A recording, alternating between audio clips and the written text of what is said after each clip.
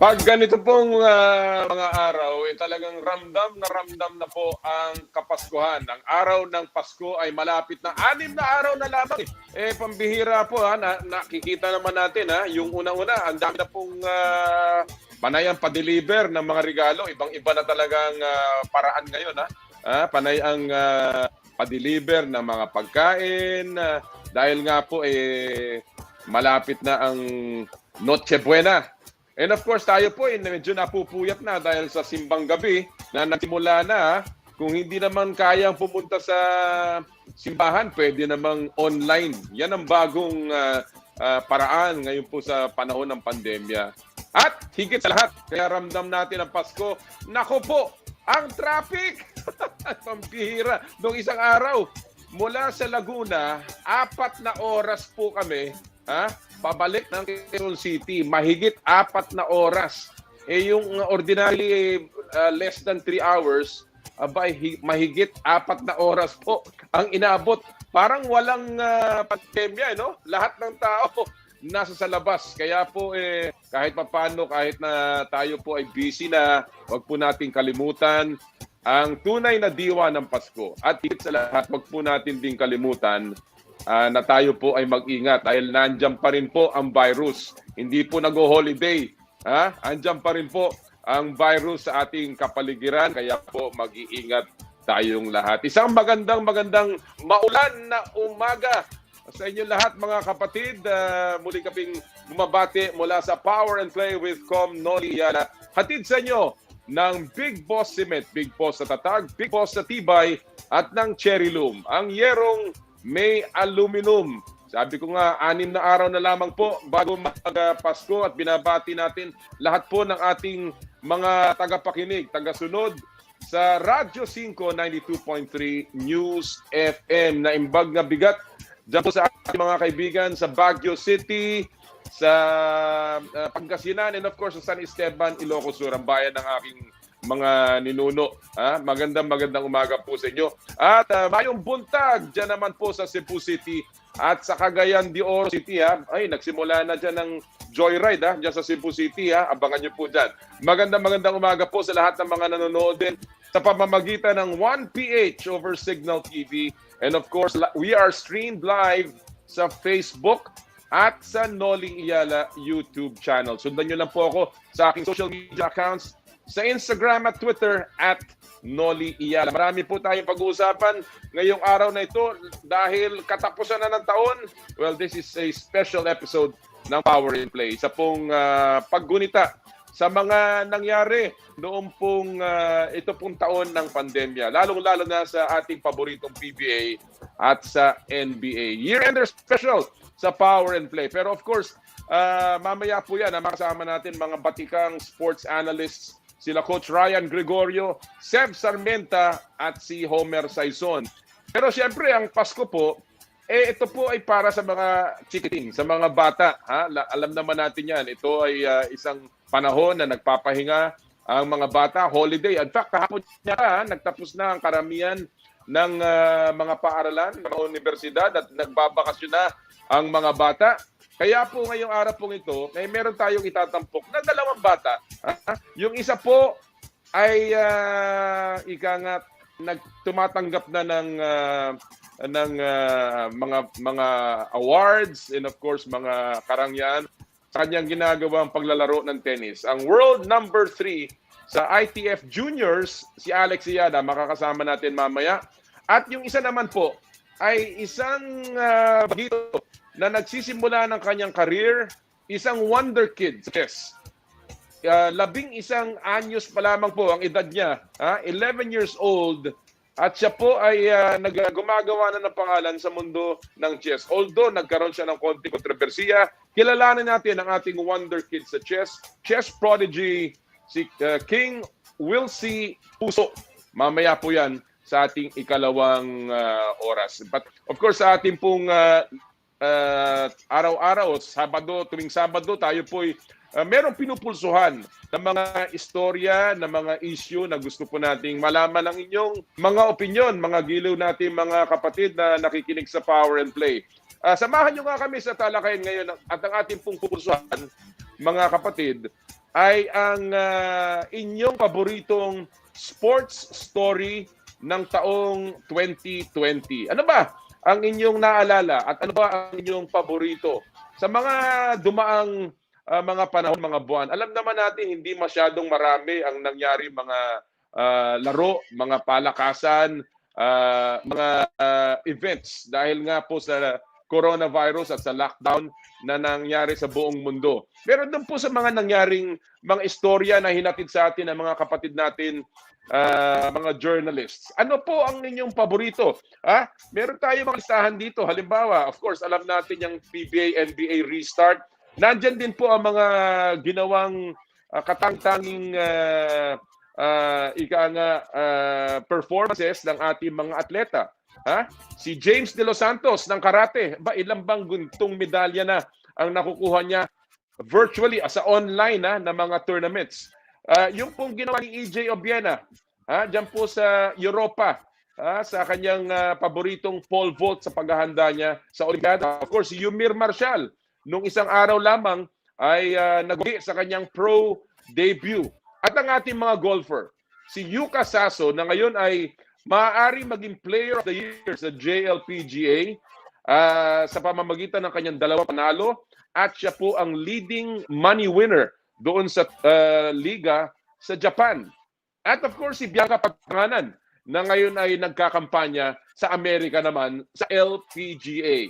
Andyan din of course ang ating mga atletang naglalaro sa ibang bansa katulad ni Third Di Ravena at ni Mark Espejo sa bayan o sa bansa ng Japan at ng Bahrain. And of course, yung mga kontrobersiya, yung Sorsogon Bubble, nagustuhan ba ninyo yan? Yung kwentong yan, napakalaki ding headline yan. At yung mga nag-alisang mga player mula sa UST. Sabihin nyo nga po, ano po ang inyong paboritong sports story ng taong 2020? Mag-text lamang sa aming hotline 0949-691-4956 o di kaya mag-post sa aming Facebook page Power and Play with Com Noli Yala o di kaya sa Radyo 5 92.3 News FM. Again, sabi po natin marami tayong pag-uusapan ngayon. Bago po lahat, gusto ko lamang batiin ang aking anak, si Mickey, sa kanyang pag-birthday noong isang Martes. Happy birthday, Mickey. I hope you had a really good one. And of course, binabati rin po natin ng isang belated happy birthday si Coach Tim Cone, noong pong Disyembre 16, si Coach Tim Cone, the winningest coach ng PBA. Belated happy birthday, Coach Tim. At kay Senador Manny Pacquiao noong pong December 17. Mabuhay po kayo, Senador Manny. Sana po patuloy na maging malakas kayo at makita pa namin ang inyong laban kay Senador Manny Pacquiao, Coach Tim Cone. Sa aking anak si Mickey, happy birthday sa inyong lahat. Alright mga kaibigan, tuloy-tuloy po tayo pero syempre bago tayo magsimula sa ating palatuntunan, gusto ko lang pong kamustahin lahat ng ating mga tagapakinig dyan po sa San Pablo City. Ngayon nakatutok po ngayon yung ating buong puwersa dyan sa SPC Medical Center. Magandang umaga po sa inyo. Maligayang Pasko sa lahat po sa ating mga kababayan dyan sa San Pablo City. At this point, siyempre, pasimulan natin ang ating show ngayong Sabadong ito sa pamamagitan ng ating paboritong Fast Take.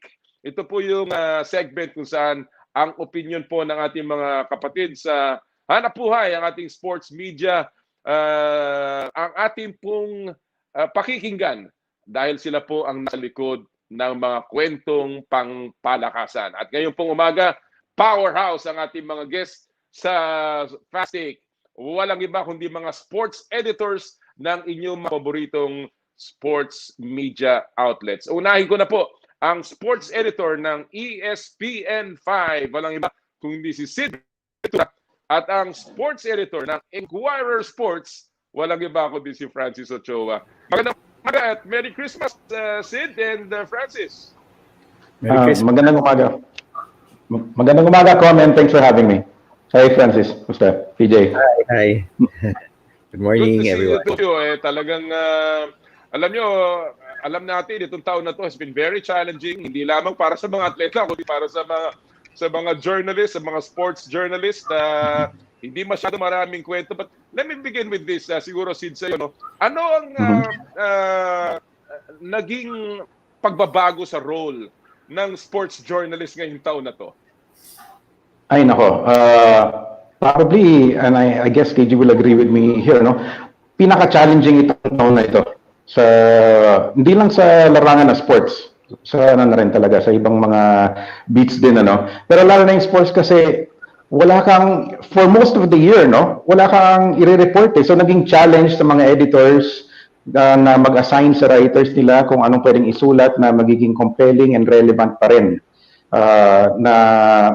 Kasi wala yung usual beats mo eh. Walang PBA, walang UAAP, walang SAA, wala nga ring NBA. So, middle of the year talagang sobrang laking challenge na mag-isip ng mga topics or mga features na magiging relevant at yung magiging yung babasahin din talaga ng mga tao. Sobrang hirap. Francis, alam natin na katulad ni Sid, talagang ang ating mga sports media outlets, especially pagdating sa dyaryo, talagang hirap na hirap, hindi lamang dahil sa kakulangan ng sports content. Marami ding taong hindi nakalabas, no? At hindi talagang may access nga sa media. But definitely the role of sports media has been very important dahil kahit papaano ito'y nagbigay ng normalcy sa buhay ng ating mga kababayan. Hindi ba, Francis? Oo, sinasabi nga nila, di ba, parang yung sports, every time may tragedy, yun yung umaakay sa publiko eh. Kasi it's been an escape, it's been a diversion, ganyan. So, patuloy rin naman we tried to give out our best, no, para makakuha nga ng mga compelling content, sabi nga ni Sid, no. But it was really difficult, ang hirap ng taon na to. Tsaka nag-change yung mindset natin kung paano mag-cover. Nauso yung mga webinars, nauso yung mag-cover ka through Zoom, yung mga ganon. So, really challenging year for not just for sports, but para sa sports journalism industry din. Well, but certainly hoping na ang 2021 ay magbago ang hangin at ika nga merong sumalba sa ating katulad na tawag na vaccine. Hindi lamang boxing, pero vaccine dito sa 2021. But of course, narito tayo para pag-usapan ang mga maiinit na pinag-uusapan ng ating mga kapatid, lalong-lalo na sa mundo ng palakasan. And today, I will give you 3 issues na we will ask for your fast take. You will have 1 minute as usual. Sabi natin lagi, bato-bato sa langit, tamaan, huwag magagalit, and of course, walang mali, walang tama dito sa segment na ito. So, ang ating unang issue, gentlemen, ngayong umagang ito, sa ating fast take, ito, alam natin na tapos na ang PBA at nag-announce na ang PBA na wala silang itatanghal na most valuable player. Instead, the best player of the conference lamang. Whether we like it or not, yan po nagdesisyon ng PBA board. So ang tanong, Sid and Francis, sino ang dapat sa inyong palagay tanggalin bilang PBA bubble best player of the conference? I will begin with you, Sid. You will have 1 minute. Go! Well, para sa akin, ang nagtap ng statistical race was Ray Parks. And I think he was also the best player in the bubble on an overall basis. Nakita mo nga, nung nawala siya nung last 4 games ng finals, natalo TNT 4-1 against Ginebra. Ang laking kawalan ni Ray Parks para sa TNT nung finals na yon. A lot of people were saying maabot na 7 games kung healthy. Of course, wala rin si Jason Castro, but game in and game out for the bubble, I think Ray Parks contributed the most to his team. Of course, medyan yung iba, number 2 si Calvin Abueva. I think if Calvin Abueva had started the conference and not joined midway, he would have made a good case also for best player. And he did finish number 2 sa statistical race. But for the longevity and for the consistency, game in and game out, I'll have to go with Ray Parks as the best player of the conference. Excellent points mula kay Sid. Same question, Francis, no? Alam natin na ika nga, napakaraming mga players na nagpakita. And, usually, nagmumula ito sa isang kampiyon. But very curious and very peculiar choice mula kay Sid, no? Na itong kanyang BPC is coming from the losing finalist. So, same question. Sino ang dapat tanghalin na best player of the bubble ngayong taon to? Francis, you have 1 minute. Go! Believe it or not, Com, no, I would agree also with Sid, no. Medyo colored kasi yung medyo colored na if you ask that question now, medyo colored yung magiging sagot ng mga ibang tao, sasabihin nila Stanley Pringle, because by now we know that Ginebra already won the championship, no. Under normal circumstances, however, we would have been choosing yung best player kung sino yung best player even before the finals would have started, no. So kung titignan mo talaga yung entire tournament, no, except for the first game na na-miss niya, I think ang pinaka-consistent talaga naging na player sa bubble, both offensively and defensively, was Ray Parks of TNT. So, kung ako mapipiliin, I think I would have also gone for Ray Parks. So, ngayon, pwede natin sabihin si Stanley Pringle nga kasi alam na natin yung naging resulta ng conference. But throughout the entire tournament talaga, ang pinaka-consistent on both ends of the floor si Ray Parks.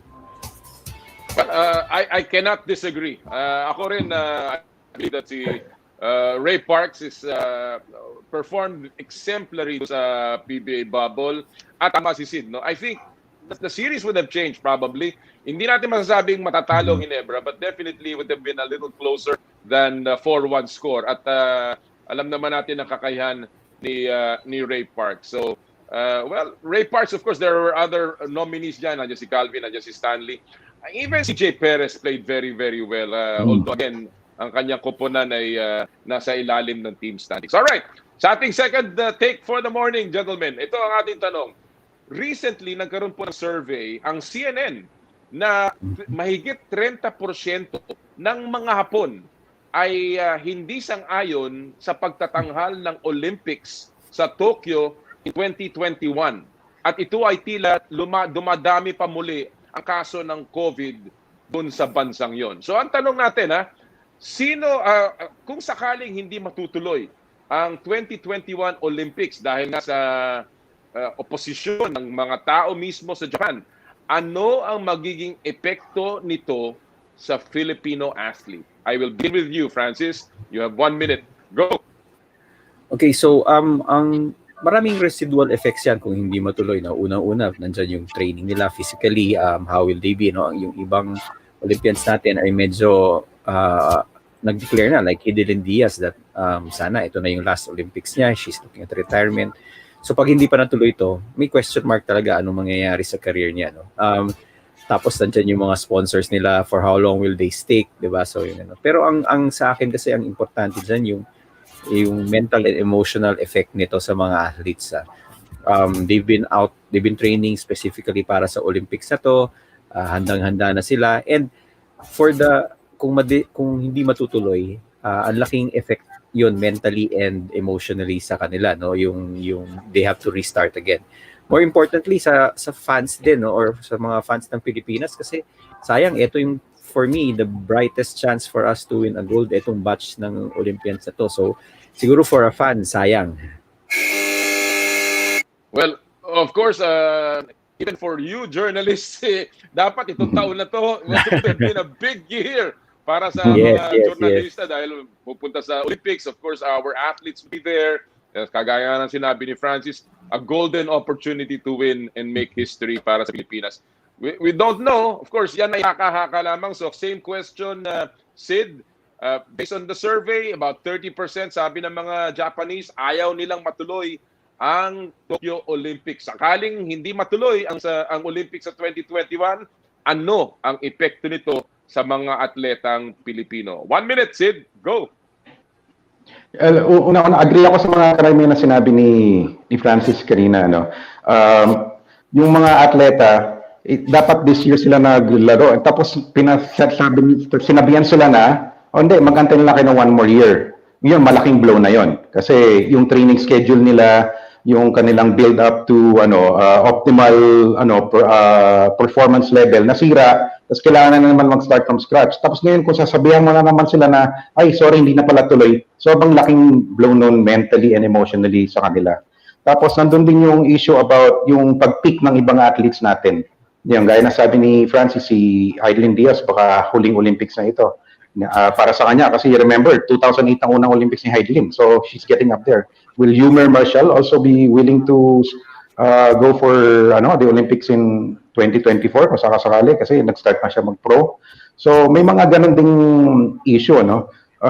Hindi natin alam kung sino yung nandun pa in 2024. Well, totoo yan, and excellent points. Talagang may mga atleta tayo na will expire good until supply last lang. Kaya medyo malaking problema yan. But of course, hindi lamang yan apektado ang Pilipinas. Ang ibang atleta ay apektado din sa ibang mundo, no?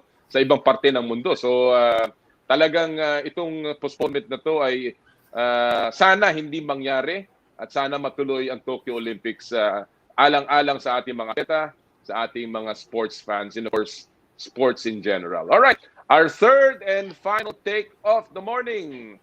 Alam natin ko konti lamang ang mga nangyaring sports events this year. Very limited dahil sa mga protocol ng IATF.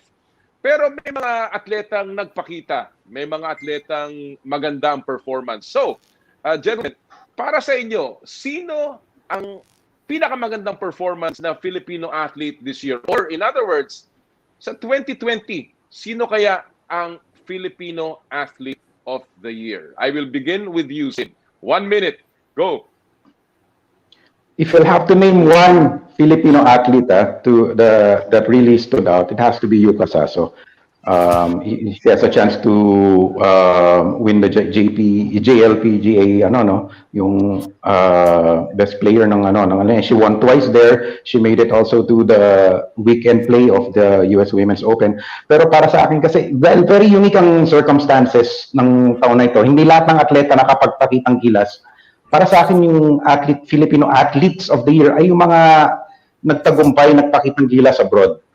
No, I think kailangan silang saluduhan kasi napakahirap na daanan nila dahil sa pandemya, pero they still shown abroad sina Yuka Saso, Alex Ayala, EJ Obiena, Yumer Marshall, Ferdy Ravena, Kai Soto, Bianca Pagdanganan, Mike Plania who fought in the bubble, and of course si James De Los Santos. Lahat sila yung mga nagwagi abroad. Para sa akin sila yung athletes of the year ko. Wow, ang magandang listahan. Talagang star-studded. Well, ang mga journalists, ang mga editors, ang PSA for that matter have always been very, very understanding, and of course, yung big picture lagi ang tinitingnan, no? Rather than pinagtutanggali. But of course, may mga fans na minsan nagtatanong, sino ba talaga ang dapat nating itanghal na Filipino Athlete of the Year? So, same question, Francis. With the performances and the limited events this year, sino para sa iyo ang 2020 Filipino Athlete of the Year? 1 minute, Francis. Go.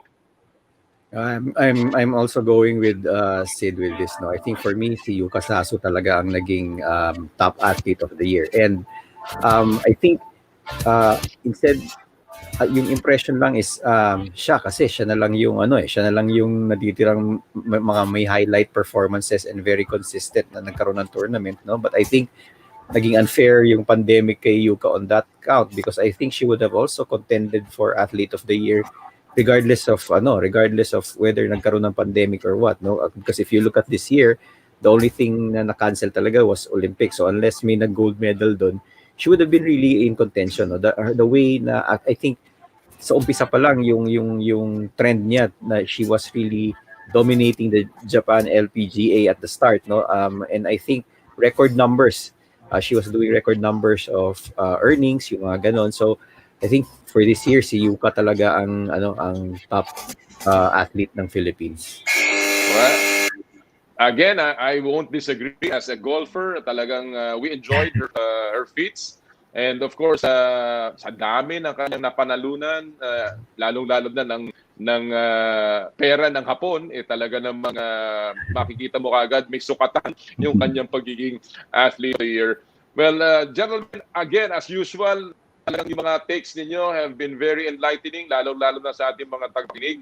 And we certainly hope na ang 2021 ay mas maganda ang may bibigay ng mga storya para sa ating mga mahihilig sa sports. Sid Ventura, Francis Ochoa, Merry Christmas. Maraming salamat sa inyong pagpapanlak at pagsama sa amin ngayong umagang ito.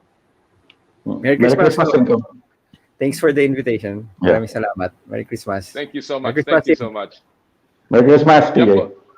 Yan po mga kaibigan ng ating mga kaibigan sports editors ng ESPN 5, si Sid Ventura, at ng Inquirer Sports, si Francis Ochoa. Hot takes this morning mula sa ating mga kaibigan na talaga namang sana wag na namang maapektuhan ng 2021 ng coronavirus at matuloy na ang mga inaabangan natin, ang ating mga kinagigiliwang mga sports events in 2021. Lalong-lalo na ang Olimpiada kung saan, sabi nga ni Sid, we have a terrific chance of winning our first Olympic gold. Alright mga kaibigan, sa amin pong pagbalik, atin pong rirepasuhin, gugunitain ang mga nangyari sa PBA at sa NBA bubble sa kanilang restart this year. Yan po, sama natin Coach Ryan Gregorio, veteran sports caster Sev Sarmenta, and of course our NBA resident expert Homer Saison sa pagbabalik po ng Power and Play. Hatid sa inyo ng Big Boss Cement at ng Cherry Loom.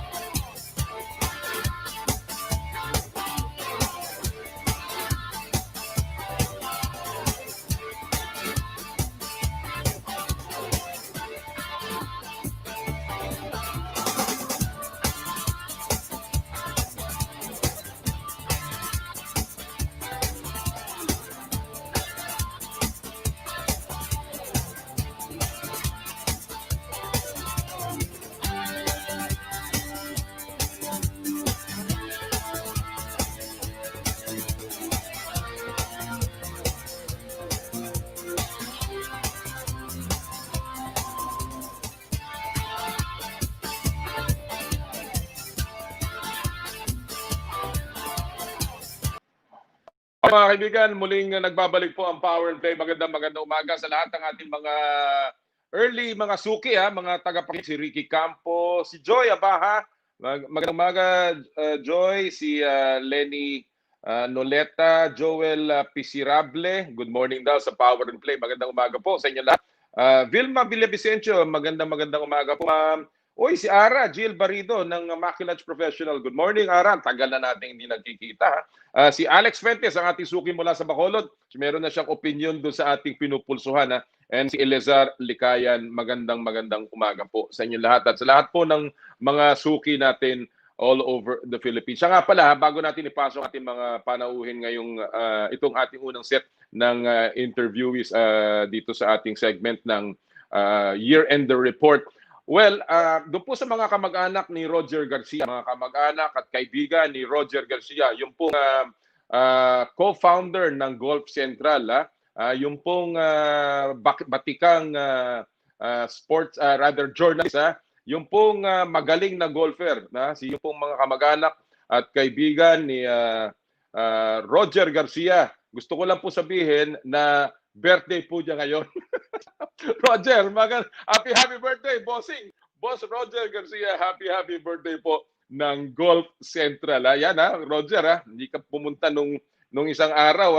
Sige, ganyan talaga. Pagka hindi ayaw man libre. Happy birthday, paring Roger Garcia. Alright, at this point mga kaibigan, alam nyo po, ang isang bagay na nagbigay sigla sa ating buhay noong pong panahon ng pandemya, the last few months, ay ang pagbabalik ng PBA and of course ng NBA. And of course, lahat po tayo ay kahit paano merong inabangan, merong inaasahang konting kasiyahan, entertainment, at medyo semblance ng normalcy ng buhay. Well, ngayon po araw na ito, bilang ating year-ender show, gusto po naming repasuhin, balikan, gunitain ang mga nangyari sa PBA at NBA restart. Ito ang tinatawag nating crossover kung saan mamaya pagsasamahin natin ang mga issue na bumabalot sa dalawang liga, PBA at NBA. But in this first part of this segment, gusto ko pong ipasok ang ating mga kaibigan para tayo tulungan himayin ang mga nangyari sa PBA ngayong taon na pandemya. Hindi po sila first-timers pero matagal ko nang hinahanap ang mga batikang sports analysts and of course, mga eksperto, mga otoridad sa PBA. Champion coach Ryan Gregorio, also special assistant to the president ng Samahang Basketball ng Pilipinas and ang veteran sportscaster, host ng popular sports page, Seb Sarmenta. Good morning, Coach Ray! Nag-usap ba tayo? Puro-pula. Merry Christmas. Good morning. Merry Christmas. Tito Seb. Merry Nag-usap ba Christmas. tayo? Yun ang magandang tanong doon Nag-usap ba tayo? Hindi tayo nag-usap kaya ako nga kayo hinahanap dahil paano naman hindi mo ako ginigis sa sports page Hindi pa. At si Coach Ryan, hindi ako sasama sa numbers ng signal. Pambira naman. Good morning. Thank you for joining us, gentlemen. Alam ko na mga panahon na to, una-una ayaw natin lumabas dahil sa traffic. Pangalawa, alam ko busy na kayo. And so it's really an honor to have the two of you here. Later on, we'll be joined by Homer Saison. But ang ating paksa ngayon, guys, ay ang tungkol sa PBA. Bago natin himayin yung tungkol sa PBA, Coach Ryan, Seb. Coach Ryan, alam natin na nung shutdown ang Maynila, nawala ang PBA, and getting to this point now na nakatapos tayo ng isang komperensya, na iraos natin itong season na to. Did you think back in March na magagawa natin ito? And what was your reaction ng panahon na yun nung napigil ang PBA? To be honest, I had my doubts when we were starting because of the number of spikes we're seeing in Metro Manila and also in the Philippines. And when you take a look at the world also, talagang grabe yung spike ng COVID cases. But I was also determined to have, kumbaga, maski paano, a little encouragement on my end to go back to normalcy. And you know, basketball is part of yung sinasabi nating pang-araw-araw na buhay ng bawat Pilipino. That's why when we were starting, meron mga discussion together with yung hierarchy ng PBA led by Commissioner Willie Marshall, and of course pati yung SBP na kasama dyan. And I was just so happy na nagsimula yung PBA sa Bubble and Clark. We had some humps along the way, but in the end, it turned out to be a masterful job by the PBA and everyone who is part of the PBA family. Seb, you've been with the PBA for so long, and you know, you've seen the ups and downs. Nakita na natin yung mga panahon ng even ng EDSA revolution, nung panahon na problema tayo with you know, mga bagyo at mga kung ano-anong kalamidad. But this is something that has never, it's something that we've never been through. As a sportscaster, as a journalist, anong pinanghinayangan mo dito sa taon na to? Especially this was a year where we had a strong Gilas draft. We had a year where we had another draft for the PBA na nagpalakas sa ibang teams, and of course some players coming back. What was the biggest regret for you as a sportscaster ngayong taon na to? First point, yung sinabi mo yung challenges na dinaanan ng PBA, no? Alam mo, bilang dati commissioner na naranasan mo yung ilan dyan. Pero yung 86, that was my first year, radio panel ako noon. I was so excited to be part of the PBA. That was my first season, but it took a while because there were only 6 teams. Tapos noong 87, coup d'etat. Tuwing may coup d'etat, humihinto ang PBA kasi hindi malaman. Pero alam mo, ang support ng PBA, yung players, yung teams, yung mga media at broadcast networks, pag nagsama-sama, kaya na hindi ako nagulat na nag-succeed ang Bubble. Biggest regret, hindi ko na asar si Ryan Gregorio sa loob ng coverage. Kasi hindi nagdadala ng ballpen na sarili yan. Social distancing ngayon. Handa po naman akong, kasi di ba, dahil because of age, medyo may safety protocols, hindi kami makatrabaho at that time, which is all right. Hindi kasi nagdadala ng sariling ballpen yan sa coverage, hiram ng hiram yan eh. Kaya pag nagsusubtract siya ng more than 10, yun ang problema. The last point, the biggest regret was not seeing the fans in the stands. Exactly. Yun lang. May isang nag-tweet sa akin, Sir Seb, yung line mong listen to the crowd roar, mukhang hindi applicable. Pero I'm sure nung mga bahay-bahay ng mga fans nung huling championship, nagsisisigaw din naman sila. Alam nyo, one of the things na nakita natin with this with the stoppage at ang epekto nito ay parang dumami. Kasi nangulila tayo sa sports content. In fact, you know, one of the reasons why Power and Play continued on dahil sa pag-usap ni Ma'am Shena Ulaso na kailangan ng sports content ng tao. Yan, just to bring normalcy. Sports Page was born because of that. And of course, all the shows being produced by Signal, including Numbers. Ganyan, dahil kailangan ng tao ang sports content. Do you think, Coach Rai, na lumakas ang boses ng mga sports personalities? Because all of a sudden, nagsulputan itong podcasts and shows online, and biglang nagkaroon ng platform ang mga players to have boses nila marinig ngayong panahon ng pandemya. Yung pinaka-obvious na nangyari Noli is yung bang bumalik yung enthusiasm ng mga tao dahil kumbaga nangulila sa mga bagong istorya, naghanap ng panibagong kwento. Tapos ang pinaka-importante, talagang for a while kasi nawalan tayo ng inspirasyon. At makikita natin ang inspirasyon na yan sa mga sports personalities natin, lalong-lalo na yung mga PBA talents natin. So it is nice that because of the platform available, alam naman natin because hindi tayo pwedeng mag face-to-face, yung paggamit ng teknolohiya, lalong-lalo na ng digital space, that was one of the biggest takeaways in 2020. Nagkaroon ng boses ang bawat Pilipino, maliit ka man, wala ka mang pangalan. Pero of course, kaakibat doon, yung bang tinatawag din nating fake news. Kaya dapat maging discerning tayo dahil ang dami rin naglalabas ng mga iba't ibang mga balita na talagang hindi naman yon ang katotohanan. But by and large, alam naman natin, nagsimula ka dyan na Noli, yung ginagamit mong plataforma, yung sports page talagang napakaganda niyan, inaabang-abangan natin yan every time may PBA coverage. Pati na rin yung mga individual podcasts ng not only journalists, but also sports personalities themselves. Yun talagang umusbong nitong 2020.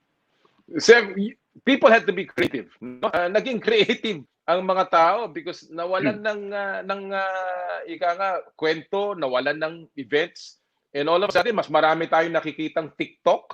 Nakikita natin ng mga player nagsasayaw. Si Coach Yeng Giao, alam ko, minangkit ko sa kanya yan. Minsan ko lang ikaw makita, nagsasayaw ka pa sa TikTok dahil nag-birthday. But again, people have to be creative, Seven. Was this something at least positive that came out of this stoppage? Nolly, you weren't on Twitter until this time, di ba? Remember? And your Twitter account is one of the most vibrant and active because ang ganda ng connection mo sa fans as a former commissioner and also to that glorious time of the PBA nung nila Danny I and the expressions that you created. That's why, Nolly, you notice when you came back last year sa SEA Games and you did that FIBA game, people were excited. And I think what social media, as Ryan pointed out, created for those who are locked down is a voice. Dati kasi no, tayong mga nasa front lines ng sports, ano ba yan? Ang dami naman nag-genius diyan. Eh ngayon, when we looked at the tweets and the comments, ang daming may saysay, ang daming yung mga sinasabi, and they were looking for answers. I could not provide all the answers. Lolly, you're better than me sa technical, having been with the PBA Commissioner's Office. And ang dami nilang tanong. Halimbawa, pagka technical out of the game with less than 30 seconds to go, kailan i-implement nyo sa next game yung kanyang 3 minutes? Ang gagawa ko doon, nagtatanong ako sa nakakaalam, saka ako babalik sila. But the conversations were interesting because I think the people are beginning to sense na hindi lang pwedeng angas lang . Well, and that's why maganda na madalas kayo mapanood, makita. You have this program kung saan may mga sports authorities na nagsasalita. And Ryan continues to do the PBA coverage. Let's go to the PBA now. Nagsimula ang PBA after so many months na tumigil sila. Hindi natin nakalain matutuloy pa dahil hindi natin maintindihan kung ano ang idudulot nitong virus na to. Coach Ryan, what did the PBA restart mean to you? That it can be done. I mean, with a lot of undisciplined people, it is very important that guidelines are set, strong health protocols are in place, and no other choice for everyone involved in the ecosystem to just listen and obey with a willing heart. Yun talaga ang naging pamantayan itong success ng PBA bubble na to. Meron mga ibang mga personalidad na kumbaga nag-veer away doon sa health protocols na talagang pinapatupad ng PBA, pero bumalik din sa katotohanan na hindi lamang isa ang ating tinitignan dito, kundi yung kabuuan. But in reality, all you need to do is just discipline yourself. And the other person next to you, kailangan disiplinahin din ang sarili. And you will see, meron talagang disiplina ang Pilipino na patunayan ng PBA bubble sa Clark.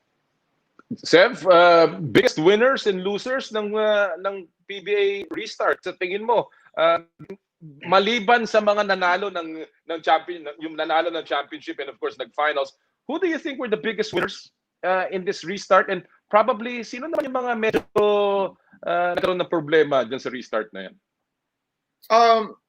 Unang nakita kong winner dito, syempre, yung fans. Given na yon, alam na natin na reasons. Pangalawa, maraming kasama natin sa broadcast na nawalan ng trabaho mula kara ang PBA noong March after just one game. Literally nakatuwa nga at nabuhay ang mga ang Viber biglang sumikat kasi pare ano balita, babalik na ba PBA? May vaccine na ba? So back and forth. Marami tayong nakasama, nagkaroon ng opportunity na magtrabaho. Yung sports page nung nagsimula came at the right time. Actually, ang concept ng sports page actually studio show siya eh. At tapos nag-pivot siya because we had to do it from home. So ang nangyari, nagkaroon ng opportunity magkaroon ng hanap buhay ang mga maraming tao. The third winner most likely is Philippine basketball in general. The fact that FIBA is now looking at Clark Tama, at the tama. as bubble for the next FIBA window is an indication, hey, those Pinoys, they know how to do this. Yeah. It lets them the Koreans who seem to be fearful of a bubble concept. And I think there were a number of winners. Siyempre may losers din. The fact that we were not in, the fans, they longed to be there at the venue, but we did the next best possible thing. Well, of course, PBA bubble ang nagbukas ng pintuan para sa ibang liga na magsimula. Nakita yung formula. Of course, we cannot say that the bubble was original sa PBA. The NBA began this. Tayo nakakuha ng idea dyan. But then again, malaking bagay pa rin yung mga adjustments na ginawa ni Commissioner Willie at ng PBA board just to make this happen. And I guess the next question, next topic I want to get into is the bubble itself. Was there a better choice than Clark? In other words, how good was that choice, Coach Ryan, yung paglalaro ng PBA bubble doon sa Clark at yung ginawa nilang setup doon? I thought it was fantastic, and that is also precisely the reason why FIBA is adopting and bringing the entire window 3 in Clark, Pampanga. So makikita natin from the start, it was a developing situation for us. We were tweaking every now and then. We were cleaning up a lot of things just to make sure that we will continue. And the mere fact na natapos tayo, it is a testament na talagang tama yung ginawa natin. I thought it was also correct na nung merong mga sitwasyon na parang meron mga nagkaroon ng nag-positive and all that, hininto natin. Okay din yun because it is very important for us na talagang we err towards the side of caution. Titignan talaga natin, meron bang possibility na lumaki itong number of cases? Hininto natin. Pagbalik natin yun, tuloy-tuloy na tayo. So the question whether this is the most effective, my straight answer is yes. And hopefully, it can be better. So what was the most impressive part of the setup ng PBA bubble? Not only in terms of the games, in terms of the players and in the actual games, but also in terms of, I guess, sending all of these stories back dito sa ating. Yeah, medyo nagcha-chop si Noli, so it might sound like I'm interrupting him. No, but I think the fact that everybody was so flexible, as Ryan pointed out. You know, we all know Willie Marshall. Willie's strength, as each commissioner has a strength there. No, Willie's strength is that he came from production. He's been our floor director, he's been our producer, he's been our assistant director, and people in production are, I think in general, are flexible enough to know that if there are problems, looks like this is Denise Tan's report. Ano? Saka, going back to your question, I think that Quest Hotel seemed to be a nice venue. We weren't able to go there, but seemed like a perfect and welcoming venue for the PBA. Siguro lang in the future, consideration is probably, and I doubt kung meron, kung may isang lugar na mas malapit yung basketball court because nag-travel pa rin yung teams to the venue. Ako totally agree ako doon, Sev. In fact, mas maganda talaga kung katabi lang ng hotel, no, para hindi masyadong naglalalayo. The other thing I've been saying this even on Twitter, I thought that maybe we could put some theater lights do sa venue na medyo i-dim natin ng konti yung background para na-highlight lang yung court and maybe the LED panels para mas may konting drama yung dating ng game. And you know, considering that, as you said, Willie is from production, Shena Olaso is a production person. But you have to understand also, no, that basketball venues in the Philippines don't have television in mind. most venues, Mm. malagyan lang ng ilaw yan para, if you go to the United States, when they create the basketball courts, and we've all watched the NBA, they don't look so special until the lights open up. Because Mm. their idea is that the basketball court should be a TV studio. Na biglang lalagyan mo ng ilaw, yung focus na yun. And I agree with Nolly na medyo siguro for future versions, medyo kalikutin ng konti yung ilaw siguro. I agree. I totally agree with you, Tito Sev. And agree rin ako doon sa yung travel, sana mas malapit. So this is really a call to entrepreneurs and business people in the Philippines to come up with a sports hub. Yung tinatawag talaga natin na nandoon na lahat. Nandoon na yung hotel, nandoon na yung walking distance lang, yung playing venue, yung mga gym for health enthusiasts and all. And it is, again, something that we can work on in the future. And hopefully, we will be able to do that in the next 2 years. Remember, 2023 is just around the corner. And we can have that particular template also para sa ating FIBA World Championship. Alam mo naman, Ryan, sino naman ang gagawa ng hotel? Basketball court ang priority. Pagka gumagawa ka ng hotel, ang priority swimming pool, yung kainan, yung gym. Sino naman mag-iisip basketball? Buti nga doon sa Quest mo kami outdoor basketball court, ano ha?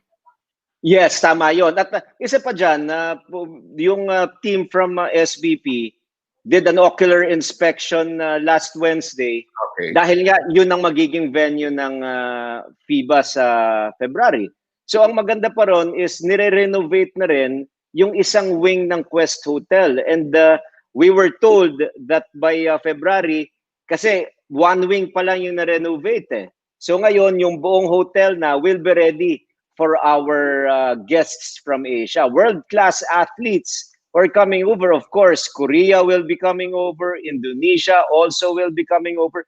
Pati doon sa kabilang group na New Zealand and Australia, dadating din sa Pilipinas yan. So it is again something that that Filipinos must be proud of, that we can host a world sporting spectacle para maging proud rin ang bawat Pilipino sa kaya nating gawin bilang Pilipino. Ladies and gentlemen, momentarily we're losing our host, Commissioner Nolly. Dalawa nag-uusap dito. Andyan lang po, Com Nolly. But yung coach, from the coaching perspective, ang naging challenge ng mga coaches was the mental state, yung challenges of playing every day. Yun ang naging challenges to sa bubble. Yun ba ay biglang kasi nagkaroon ng false positive, biglang kailangan maglaro ng araw-araw eh. Naka-apekto yun, di ba? Ang pinaka nahirapan talaga dyan, and we saw this. They had a spectacular start in their first 3 games. And I'm talking about Blackwater Elite. They had a 2-1 start nung sa bubble, but all of a sudden, sila yung tinamaan eh. Dahil sila kanila yung mga players na nagkaroon ng false positive and all, so all of a sudden, disrupted na yung preparation nila. Now to your question, whether it is advantageous for certain teams, coaches, and even players to play back-to-back, obviously, it took its toll to players who play long minutes, lalong-lalo na yung load management. Maraming masyadong nilalarong minuto ng elimination round. Even in the early part of the playoffs, we saw that sa TNT. Nawala yung kanilang mga players, may na-injure. But for coaches, ang importante kasi, pag nananalo ka, maski araw-araw ang laro, walang problema yan kasi minor tweaking ka lang. Ang problema pag nagtatatalo ka, kasi wala ka ng pagkakataon, gawin yung mga ensayo, your mistakes that happened in the previous night, and work on it sa basketball court. Because sa following day, laro na agad eh. So sa laro, talaga ang nagiging adjustments doon, and usually, it is not enough. Masarap talaga pagka ang mga bisita mo, mga veterano. Kaya tuloy, ano na lang, sabi ko nga, welcome to the Ryan Gregorio and Seb Sarmienta Power and Play Show. Salamat. Ayan. Nawala yung Yan ang problema pag mga ganito. Okay, balikan natin lang itong tanong ko ha. Okay, nakikinig ako sa inyong dalawa and I really wanted to pick it up from that point, no? And to the two of you. Seb, especially you, did the quality of game suffer sa bubble? Do you think yung intensity mas mababa? Do you think the pace, the offense, the defense, especially alam natin pag walang fans, iba yung dating, iba yung laro pag walang fans. So, do you think the quality of the games suffered even at a certain point in the bubble? Some teams were affected by the fact na walang crowd. I mean, di ba, many players, even those of the teams that have not such a large following. Sir, kahit pa paano yung kamag-anak namin nag-cheer para sa amin, pamilya namin, barkada. Yun na naman sa araw sa PBA. Andun yung mga pamilya, kahit hindi masyadong puno. But some of the players like the venue. Si Matthew Wright kept insisting nung nag-guest siya sa sports page, it was nice, sir, because I'm shooting out the same goal at the same time. I gotten used to it. And pare-pareho inaasinta, hindi gaya ng normal days sa week sa PBA. MOA ka today, bukas Araneta, tapos out of town. Matthew Wright developed that shot. I think Scotty Thompson also, many players improved. But I agree with Ryan, TNT was affected by the daily grind.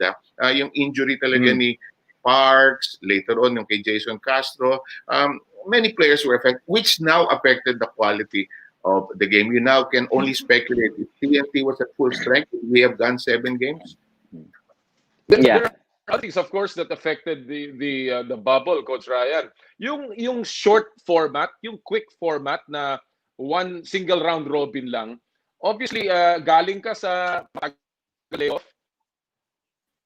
you come to play and some teams were not able to recover. You know, talking about maybe NLEX, talking about Magnolia even, medyo slow start, San Miguel, na may mga injuries, late dumating yung ibang player. You know, in other words, was there a more ideal way in this na instead of a shorter format for some of these teams galing sa bakasyon? Well, under an ideal situation, pag normal ang lahat, it is easier to decide. Remember, there are stages when preparing a team. There is what you call pre-work, wherein nagpapalakas ka muna ng muscles, you come in slowly just to make sure na pagpasok mo ngayon sa playing venue or sa basketball court, medyo ready ka na. And that is the second stage. Pagkatapos ng working on your body, pagpasok mo, may mga one-on-one ka lang dyan. Shooting, again, slowly immersing yourself to the tough grinds in preparing yourself for actual 5-on-5. Yung actual 5-on-5, mas mahirap yon because there is now not just yourself, but also people around you. May banging na dyan, meron ng konting stress and tension dyan dahil makikipagbanggaan ka na. Una dyan sa mga teammates mo muna. So yun ang mga nawala eh. Nawala yung preparation ng mga individual players, nawala yung preparation din, yung establishing concepts on offense and defense for teams. Kumbaga, yung naging scrimmage ng mga players, usually may tune-up games yan, actual games na. So from a physical standpoint, makikita natin it's really taxing because we're dealing with human beings. Alam natin yun. At hindi naman tayo wired sa back-to-back games. NBA players, yes, sanay sila dyan. Tayo, we play like 2 games in a week. So pagpasok mo dyan, meron talagang learning curve dyan. But yung physical aspect, nakita natin, kaya rin yon by pacing your players. I mentioned load management, very important para sa mga coaches. But pagdating naman sa economics, yung mga players dyan, wala nang iniisip yan na, na kumbaga magsuslow down ako. Hindi.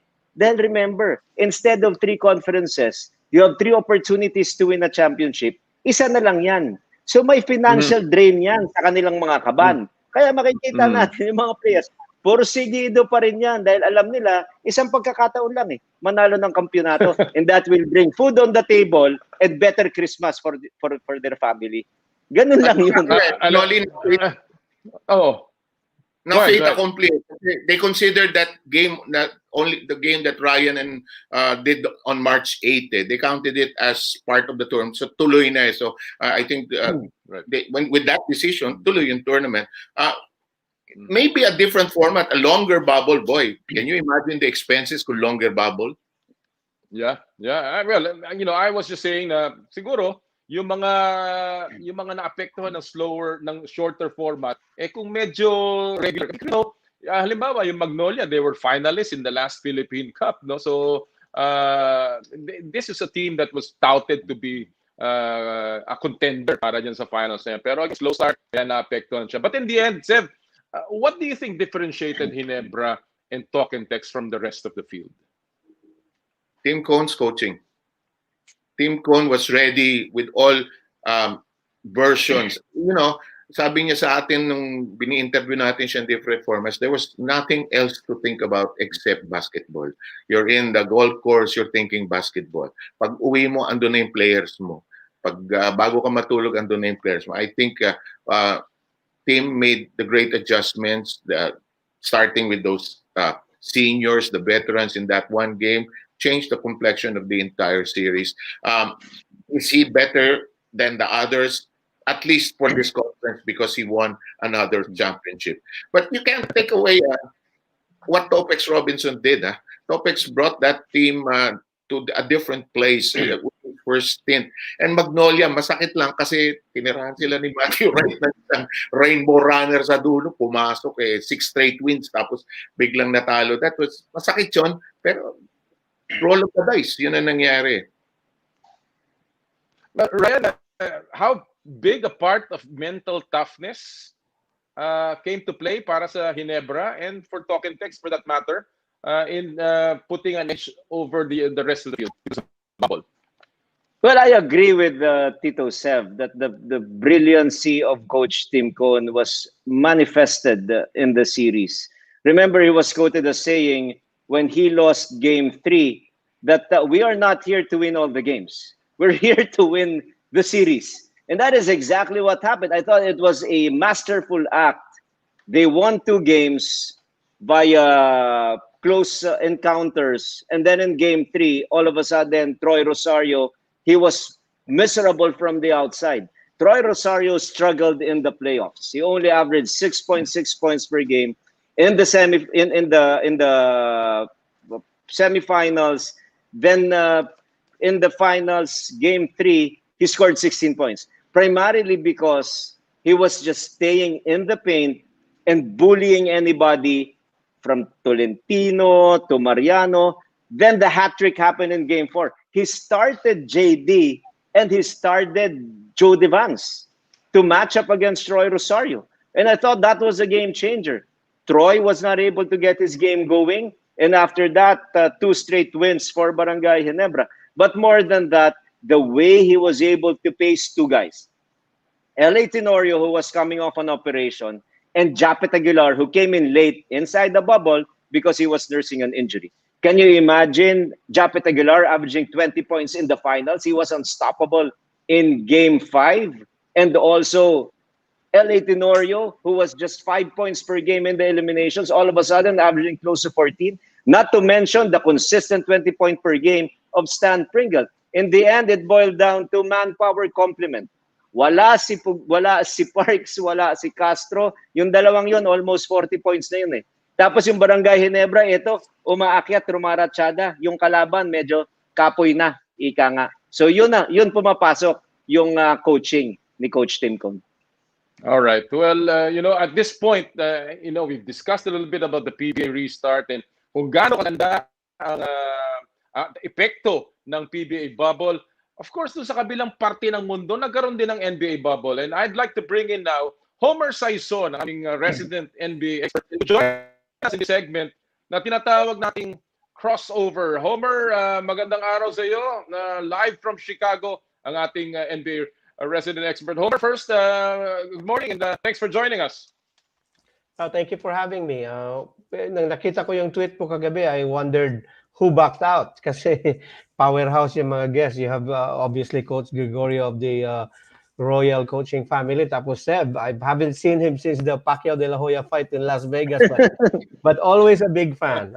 So I was illuminated by the yung mga comments nila here, and it was fun to listen to. Alam mo, I just wanted to get this. This is something unique, and I wanted to just get certain issues na very, in both leagues, no? And I guess the first thing that I wanted to ask it to the three of you is, alam natin na parehong bubble ang NBA at PBA. And there was one champion, the Los Angeles Lakers NBA and the Barangay Ginebra Kings ng PBA. What were the common traits between these two teams that you felt became a terrific, a huge advantage, especially playing under the bubble concept? I'll begin with you, Homer. Well, in basketball, as history have shown, Commissioner, whether you're in the PBA, in the barangay level, or in the NBA, when you have the best player of a five-team on a team concept where there are five players, if you have the best player, you're likely going to win. In the case of Ginebra San Miguel, Ginebra Gin Kings, they did have, sabi nga ni Coach Gregorio, Japit Aguilar was unstoppable as a woman's steers. And then you have L.A. Tenorio coming up out of an operation. The fantastic job of, guiding that team, playing quarterback. But at the end of the day, also, you have to consider Tim Cohn, an excellent job of coaching the Gin Kings, given, the weaknesses that they've seen with Right. TNT. Dito naman sa NBA, LeBron James just had so much power behind him. You have Anthony Mhm. Davis. They did the importante yon. The panel mentioned the fact that the playing almost every day, especially in the elimination round, it takes a toll physically, Mhm. and that's where the depth of a team comes in. And itong Lakers, they had pieces where they used during the elimination, but they didn't play all together during the playoffs. And I couldn't fluently say the situation with Ginebra because I only watched the finals. But I'm sure Tim Cohn also managed his personnel well, which All right. compared sa TNT, medyo na-injured sila palagi. And of course, alam natin how popular these two teams are Ginebra and of course the LA Lakers. Sev, what do you think were the common denominator dito sa Ginebra at LA? Itong concept of the leader of the team is not very Pinoy. Filipinos do not form basketball teams and one guy will say, "Hi, I'm your leader," which is different from the American or probably other sports experience. This is my team. I'm going to be the leader of this team. I don't know where the roots are. Homer might be able to explain that. Does it come from the playground or where does it come from? Pero sa Pinoy kasi, yung leader ng team is not appointed or you don't name yourself. It just comes naturally. Just to give you a quick example, when Olsen Rosella was ending his career, the San Miguel Beermen were in that aisle sa Araneta Coliseum. Remember these guys, yung where before the players come out, and Mick Pinisi and the other guys na mga veterano didn't want to go out to warm up. Sabi ni Olsen, lumabas si Olsen, "Why aren't you on the court?" Sabi ni Mick, "We were waiting for you to bring us out."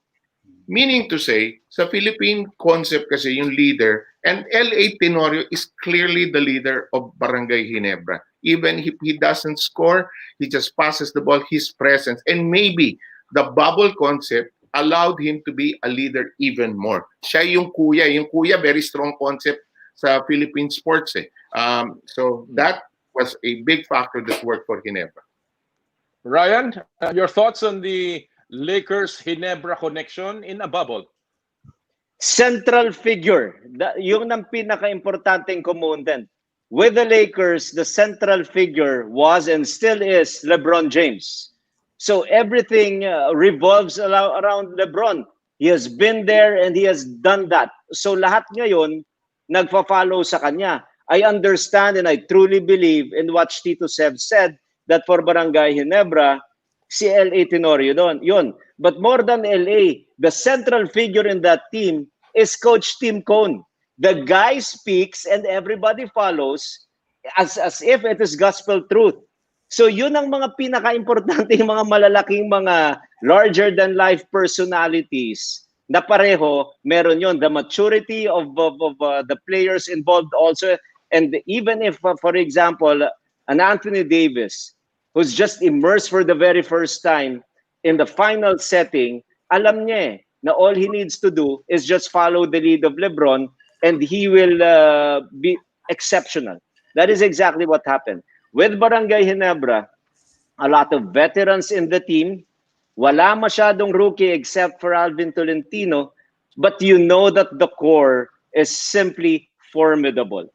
Japet Aguilar, L.A., Pringles, Scottie Thompson, even JDB, kaya pa, in other words. Yun ngayon ang naging biggest difference makers pagdating sa finals dahil yung TNT. And I hope that TNT, obviously, because of the success that they were able to generate in the finals, will stay with that team, let it grow, and make sure that talagang intact pa sila, because that is also going to be a strong team in the future.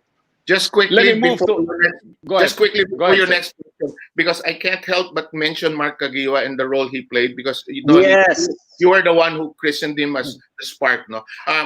The fact he wasn't playing, the fact that he was an example on the bench, I'm okay. This is my role. I'll kill you all in practice tomorrow or whenever we're going to work out. But here, this is my role. I have come to terms with it, and it was a great example. In fact, it helped that he and LA were roommates in the bubble and helped develop that camaraderie as well as the leadership qualities of both those players. Yes. In the end, in other words, it is really the roles and, of course, the kind of team that was built by both the LA Lakers and the Barangay Ginebra Kings. Kaya naman talagang sila ang nagkaroon ng edge. Let me move to another topic here. Very recently, the NBA came out with new protocols for their new season, including mga protocols for testing, mga protocols for accreditation of certain restaurants, do's and don'ts, no? Bawal ang lumabas sa mga clubs, lounges, bars, live entertainment, gyms, spas, etc. Walang, if you, yung mga COVID-19 protocols, pag may nangyaring ganyan, ganito. The question I want to ask is, do you think the NBA protocols will work sa PBA? Homer? Come again, work in the PBA? You think it will work in the PBA? I can only speak for the NBA. I don't know how Commissioner Marshall runs interference with his players, but here in the NBA, Commissioner, this I can say. It is so that rule, that protocol would be practiced more in the breach than in the observance of it, because mahirap. Once you are outside the playing field, in the bubble kasi, the word that best describes a bubble is containment. You can see everybody, you can monitor their time, you can see where they are, you can put curfew, whatever you want to do. But once you are outside of a bubble, or no bubble, in this case, walang bubble eh. So after a game, when you are technically no longer in the clock, so how do you really, it's really unrealistic to, so it becomes more of a suggestion, Commissioner, than a law itself. So mahirap. I don't know how it would work in the Philippines if they don't put a bubble, pero sabi nga, that is probably why. It's also hard kasi I'm reading now na the PBA is leaning more on a circuit as opposed to a bubble. I don't know if the financial wherewithal of putting a bubble has something to say with this, but insofar as the NBA is concerned, mahirap, Commissioner. That's why the NBA is holding its breath right now. Kasi unlike the bubble, you can monitor everybody. This one you can't. Case in point, James Harden. He didn't show up in the training camp until 2 days after that. And he said he went to Atlanta to train. And you know how can you dispute that? And then not only that, the NBA has a very powerful players association. This is not like the PBA where there's no players association, and then Commissioner Marshall can just levy a fine and impose sanctions on a player. Here in the NBA, you cannot do that. So yun ang mahirap. That would be the challenges that will be presented by the NBA. So the question I posed to Seven, Ryan, therefore, is do you think, gentlemen, the PBA can survive without a bubble under the current situation? And sa tingin nyo ba, yung mga strict protocols na yun, pwedeng ipatupad sa PBA, Coach Ryan? My answer there is yes. Pero kailangan ma-communicate mabuti. And that is precisely the strength of Commissioner Marshall.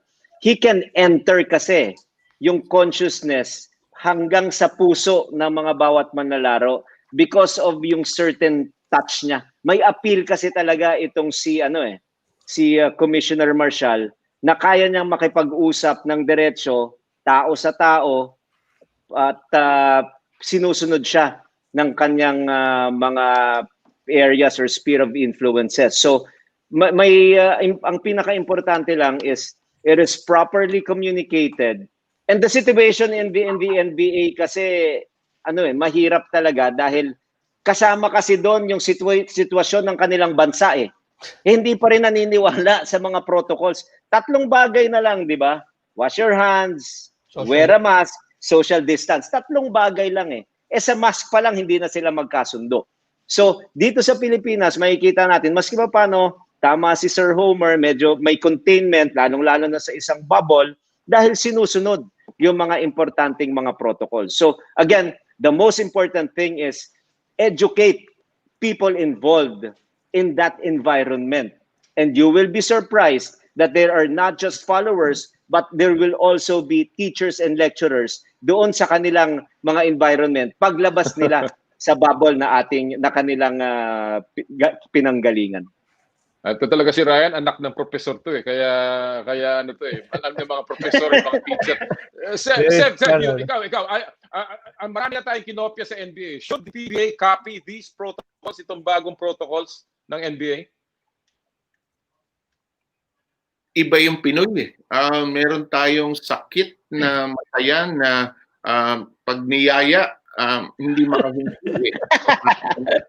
Kulang na ito, we see on Facebook and social media, nagkakasimplihan ng mga, bigla na lang, ang daming party, ano? Ang daming, nag-celebrate. Kasi konti lang naman. It's a cultural thing, and I'm sure Homer has noticed this. It could be a cultural thing. In the end, I think it depends on how, I agree with Ryan, how it is communicated to the people who will decide on it. I think the bubble concept is perfect and ideal, but I guess the numbers are staring back at the organizers now, and we realize how much this cost without any funds. Walang income na pumapasok. Nolly, you know the mechanics of how the PBA money circulates, but without any funds, it's really an expensive expense cost talaga na wala yung. All right. I think the NBA is. Go ahead, Nolly. Well, I know that I'll have to let Ryan and Seb go and keep Homer for a little bit more. Before I let the two of you gentlemen go, Coach Ryan, final question to the two of you very briefly. How do you think the PBA will look next season in terms of the games, in terms of the competition, Seb, including you, in terms of TV? How will the PBA look under the new setup, hopefully with a vaccine, even in the worst scenario without the vaccine? How's that going to go, Ryan? Well, game changer talaga yung vaccine eh. So pag may vaccine na yan, medyo maski pa paano, mas madali ng kumilos, but we still don't know the side effects. So that is still up in the air. But the PBA, of course, meron na silang operating template, working template, a little tweaks here and there. And hopefully, kasi may financial consideration din yan eh. So I'm sure that the PBA commissioner, together with the members of the board, will sit down and talk about kung ano man ang pwede natin gawin moving forward. But I'm just hoping that there will be more games, there will be more championships to contend for. And I also hope na makasama ko na si Tito Seb sa panel, pati na rin si Dean Quinito Henson, pati na rin si Andy Howe. And to you, Commissioner Nolly, thank you very much for this opportunity. And I just want to say this, Sir Homer, I'm a fan. Believe me, I always read your columns and I am not just entertained and I'm also informed. Thank you very much for that. Tito Seb, Merry Christmas, and to everyone, Merry Christmas. Final word. Napaka Christmassy spirit dito sa program to, no? But first, Homer, the Chip Engeland article was really good. Fantastic. Okay. I think the closed circuit idea is a concept. As to how it will be operationalized is the other thing that will have to be discussed the next couple of months. I think the PBA wants to have some of the fans back in some way. Kasi masyado malaki yung loss of income talaga without the fans. And how this will, it will all come down to how we will spend for this. I think the PBA will be there, but the bubble will always be a concept that they can fall back on. Well, we certainly hope that the PBA can come up with the plans na talaga namang para sa mga player, para sa mga team, para sa mga fans, and of course para sa laro ng basketball. Coach Ryan, thank you so much. Boss Seb, thank you so much. Homer, you will stay on. Maraming salamat sa inyong panahon. We will continue the discussion, and I want to still continue a little bit about the NBA and what's going on. And again, this is still a crossover topic that I want to ask you. nakita natin na ngayon sa NBA, James Harden is asking for a trade. We've seen this mga player humingi ng trade. They wanted to get out of their teams. Nandiyan si Paul George, si Kevin Durant, si Kawhi, all of these guys wanted to get out of their teams. Do you think that this will ever come or happen in the PBA? And who most likely player ng PBA will ask for a trade eventually? First of all, Commissioner, without a union, the player does not have any sense of empowerment. Dito kasi sa NBA, you have a players union, it's like a Goliath behind your back. It's like the wind beneath your wings, kumbaga. But insofar as, let's just say theoretically, kung meron nga dito, meron nga, they have a union, I think the best player is always the one. I'm not gonna say Junmar Fajardo because I don't know how much bargaining chip he has now with coming back from an injury. As you can see, look at what happens. Itong sinasabi nga nila, there's an expression nga, Commissioner, di ba? If you think you're expendable, dip your finger in the water. Tingnan mo si Greg Slaughter. We all thought as Ginebra fans na he was an indispensable part of the Ginebra Kings, but they won a title without him. So if I'm his agent, if I sit down with Ginebra, what bargaining chip do I have? So ito yung kasi with Caperal now excelling. So it's hard. My answer would be for guys like Parks, Pugoy, that are or even Scottie Thompson, who's an impending free agent. No, I'll give you a name. CJ Perez, who is in a losing team, or even a guy like Christian Stan Hardinger, na nasa isang koponan na mukhang hindi magko-compete for a championship. Also, you have to factor also, Commissioner, in the PBA, you only have, 10, 11 teams. In the NBA, you have 30. And then in the PBA, the 6 teams are owned by only 2 juridical persons, MVP and SMC. So you're really looking at the market na napaka-depressed. It's not like the NBA where, if a billionaire like Mark Cuban would say, okay, I'll pay your salary. I don't care if I am over the salary cap, I'll pay the luxury tax. It doesn't bode well. In fact, I interviewed a PBA agent about RR Pugoy because RR Pugoy, I don't know the terms of his contract, but once he becomes a free agent in the PBA, sabi nitong PBA agent na nakausap ko, 450,000 pesos a month, that's a lot of money. Even in US dollars, that's a lot of money. And he said Pugoy is, he's due that kind of amount. And all right, you're talking 3 years, so malaki. So let me go back to Harden. What is the latest in the James Harden saga? Is he getting out of Houston, Omer? Yes, he is, because you have an unhappy employee, Commissioner. You cannot keep. You're a businessman. Would you keep an unhappy employee? You won't, kasi hindi siya masaya, so he's not gonna give 100%. That is why it's no surprise rather na the news came out today. Kasi, di ba, 2 weeks ago, the Houston Rockets were saying, hey, we don't mind keeping an unhappy employee. But when they saw how Harden had urinated on the rules and regulations and have urinated on their policies, they came out with a news today. Sabi nila, we are open to all trade talks for James Harden. And even your beloved Sixers are offering Ben Simmons. Well, umatras sila and umatras sila na hindi daw kasama si Ben. But I know that's only damage control. Baka hindi nagkaayos sa usapan kaya biglang umatras, hugot kagad si Daryl. And this is the thing, Commissioner, this is what happens. I saw this happen with Jimmy Butler, with Derrick Rose, with the Chicago Bulls.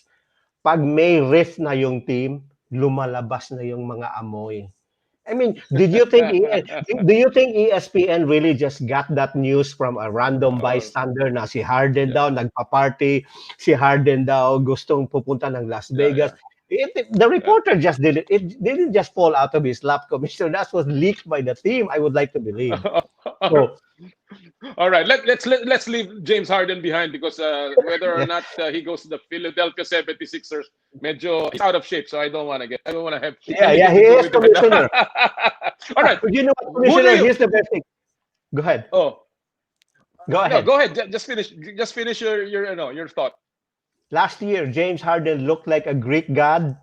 This season, he looked like a Greek restaurant. Parang tumaba masyado si Greek. Oo, ang taba. Ang taba, nakita ko nga. Alright, So who do you think are most intriguing rookies for this year? And do you think rookies still have yung loyalty to a team? Like for instance, in the PBA, there are a couple of players na still in their original drafting team. In the NBA, kung ano yung breed na yan. Do you think there are still players that will stay with their original teams sa panahon na ngayon? No, because of the yun na kasi, we mentioned this on top of the segment, Commissioner, the empowerment. Kasi yung player, pag once he says, ayaw ko na dyan, he can always force his agent to do the bidding for him. Yun ang mahirap. Even if you look at the guys, itong si DeAndre Ayton, number 1 pick, he's in Arizona. He's never complaining yet. Why? Because, you know, he has Devin Booker and all that stuff. Pero once the unhappiness sets in, doon na yun. Yeah, Brandon Ingram, sana, pumunta na, hindi na Lakers. You talk about many other guys, but you're talking about present guys. Itong si Wiseman, itong si with the Minnesota Timberwolves, number 1 pick this year. Medyo Anthony mabait. Edwards. Yeah. Yes, thank you. Pero yun ang sabihin ko, Commissioner, they're still new. Kagaya ba ng isang empleyado ng City Hall, first year pa lang, mabait, napaka-idealist.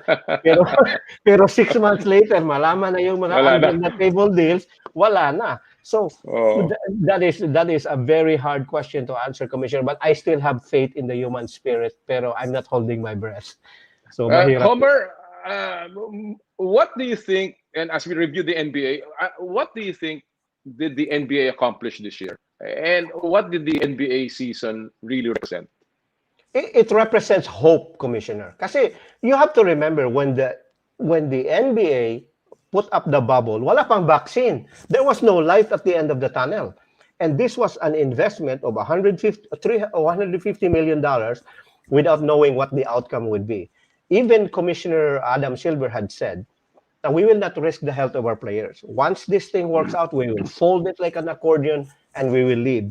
So it represents, even Commissioner Marshall of the PBA said, we are following the template of the NBA.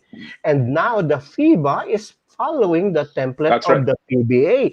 So itong NBA, they became the role model of how you handle the bubble. So it was a major accomplishment. And here in America, you know, malungkot ang mga tao because you have millions of people who claim unemployment, millions of people, 70,000 restaurants closed for good during the pandemic. And when you are lonely, you are at home.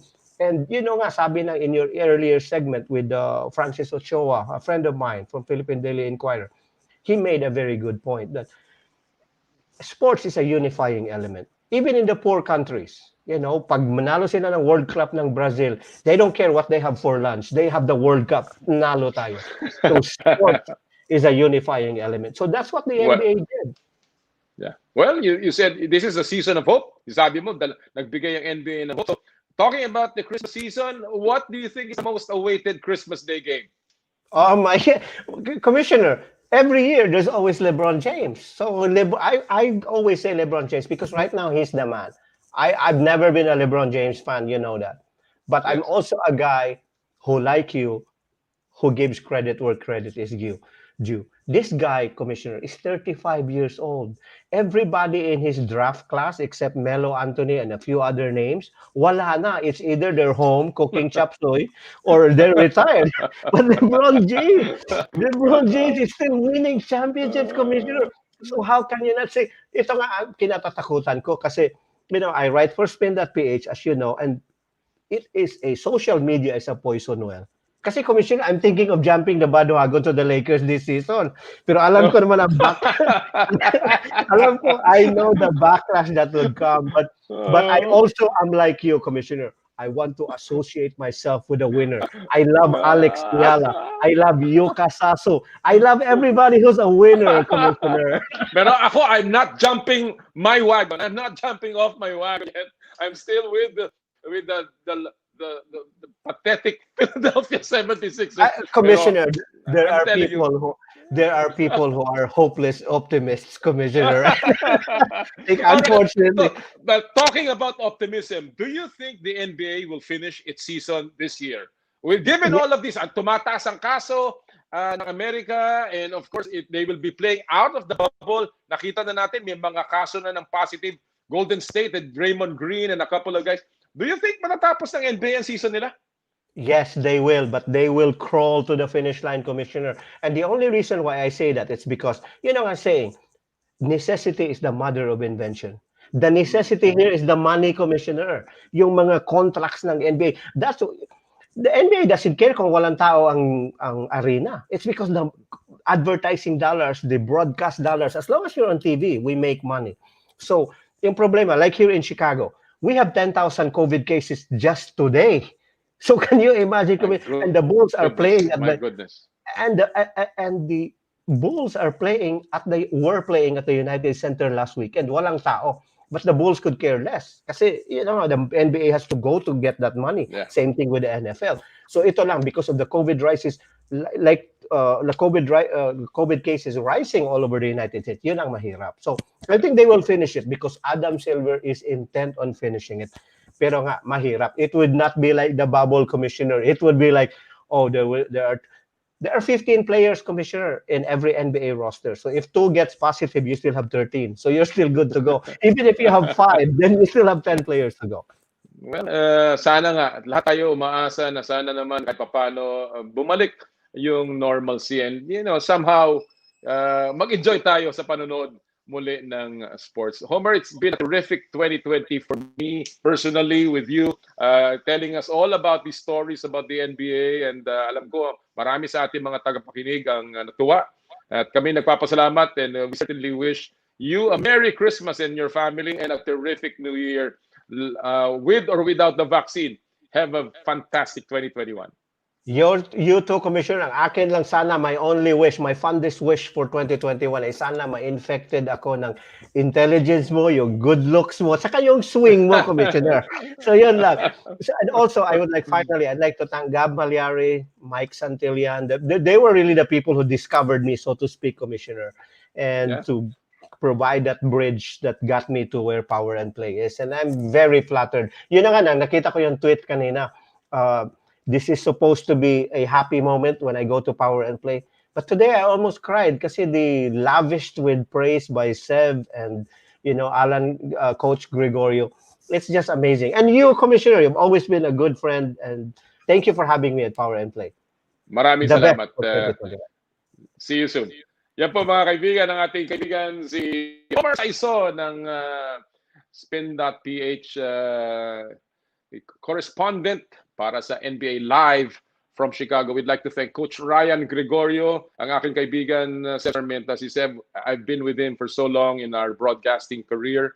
We've never been a partner dahil pareho kaming anchor, but I've always learned from the best. Seb Sarmenta, truly one of the best that ever spoke behind the microphone. All right, mga kaibigan, tuloy-tuloy po ang Power and Play. And I think we're ready to go with our next interview. Kapon po, we caught up with world number 3 junior player ng tennis sa ITF. She is now in town. She is on vacation, but patuloy ang kanyang pag-iensayo. Walang iba kung hindi ang ating pinagmamalaking tennis teen sensation ng Pilipinas, Alex Ayala. Tayo po ay kagaya ng ating pinangako. Kasama ngayon ang ating pinagmamalaking tennis teen sensation na ngayon ay narito sa Pilipinas. Finally, walang iba kundi ang aking pamangkin si Alex Ayala. Hello, Alex. Good to see you on Philippine soil. Thank you for having me, Ulit. Yeah, I haven't been home in so long. How does it feel? I mean, you know, given all that has happened this year, the pandemic, you know, the long lockdown that everyone has experienced, and of course, all the tournaments that you've been through, you've been going all around the world. How does it feel to finally be with family again? Oh, it feels so good. It's so nice to be back home. It's so comforting, and I wish I could say that I'm relaxing, but I'm really not. I'm still training really hard here. Really? So, do you have homeworks to do in terms of your training? Yeah, Has there yeah, been a lot. any instruction? Yeah, I've been having a lot of training na pinapadala sa akin from Spain. I'm training 4 or 5 hours a day. And it's preseason now, so I really have to push and work hard. When you say preseason, anong ibig sabihin nun, Alex?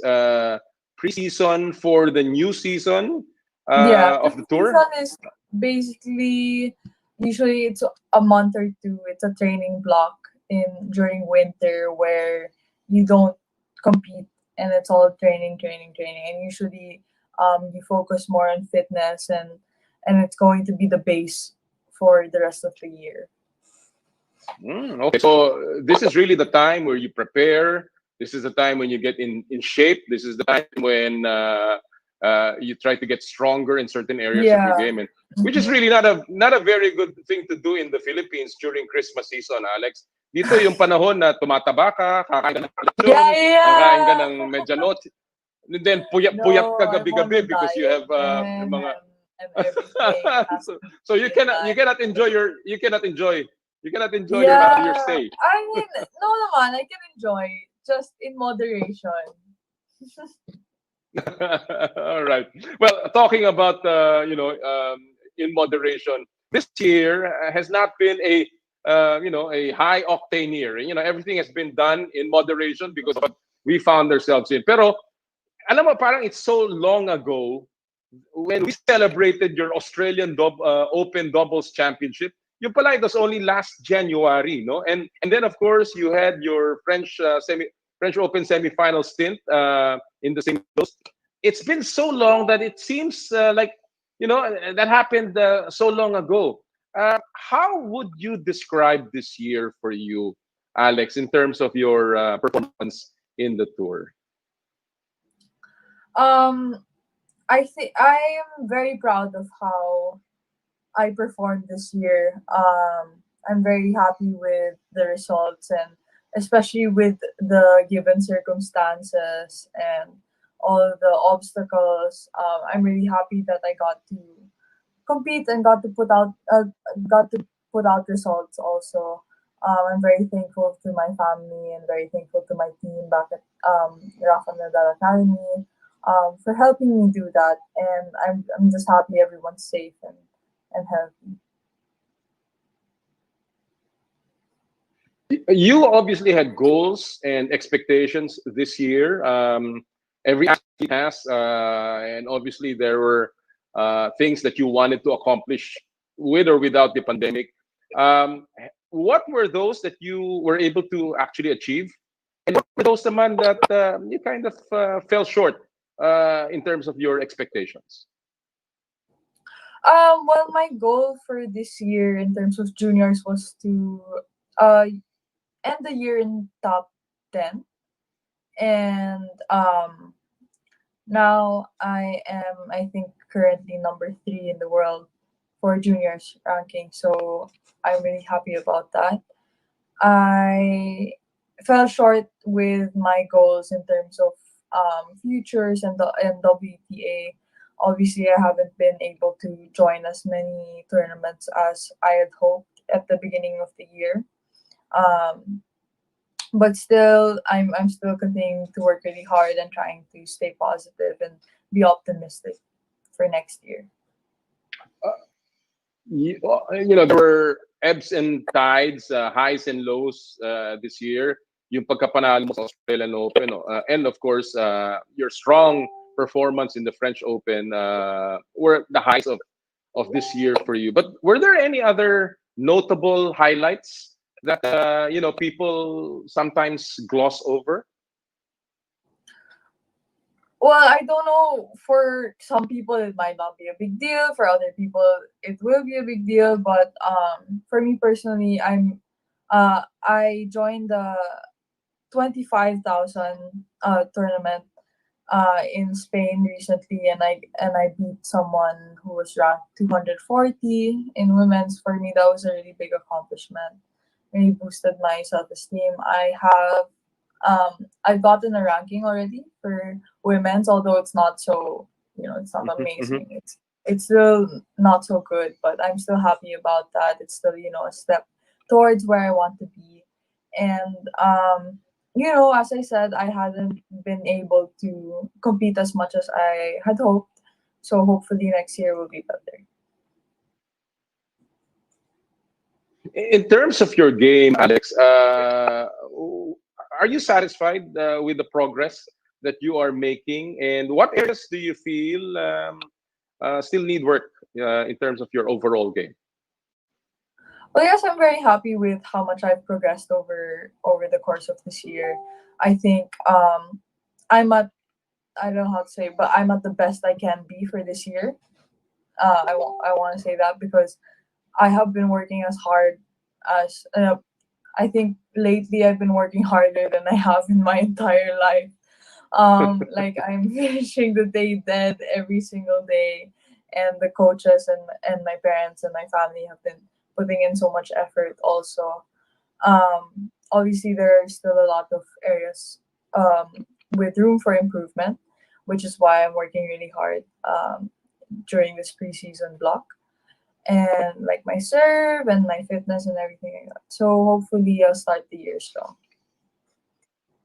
Including, I guess, your strength and you said your fitness, conditioning. So that's and as you grow a little older, obviously that will also naturally come to you. And alam naman natin yan, Asian girls usually have about the same strength, but when you get to that point where you mature, parang naiiwan.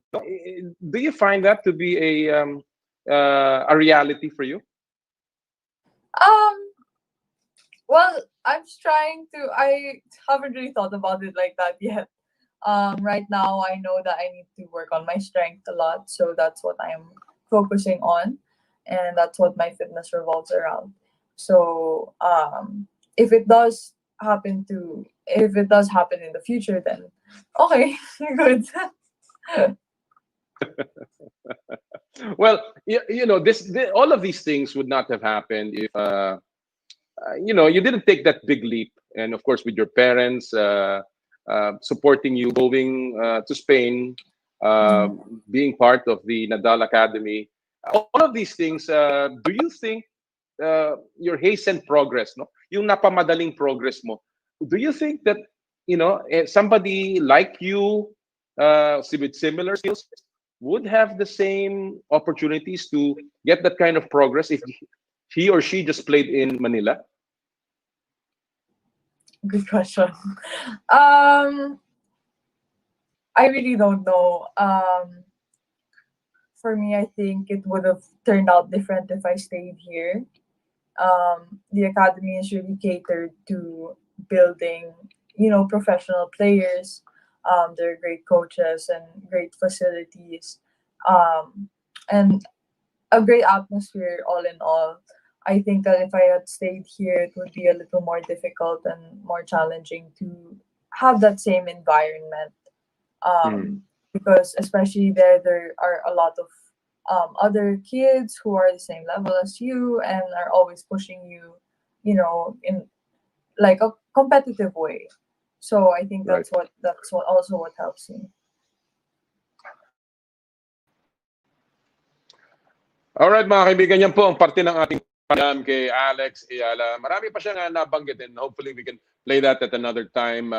Pero at this point, we'll have to cut that to make way for some sponsors mga kaibigan. Buong taon na tumulong sa atin dito sa Power and Play. Marami pong salamat sa ating mga tagapagtaguyod ng palatuntunan. Big Boss Cement, Big Boss at Big Boss Tibay. Nandito na ang Big Boss Cement. Sa matitibag, approved sa kalikasan at sobrang abot kaya.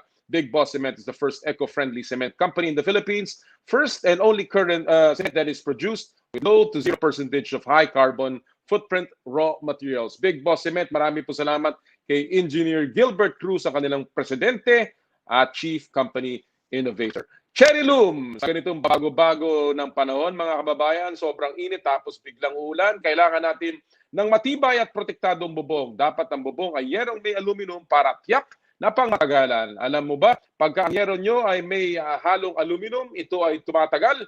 At isa lang ang alam kong dekalidad na yerong may aluminum, yan po ang Cherry Loom. Tibay protektado sa pangmatagalan yero. Cherry Loom, ang yerong may aluminum. Marami po salamat kay Parang Elmer Ngo ng Cherry Loom.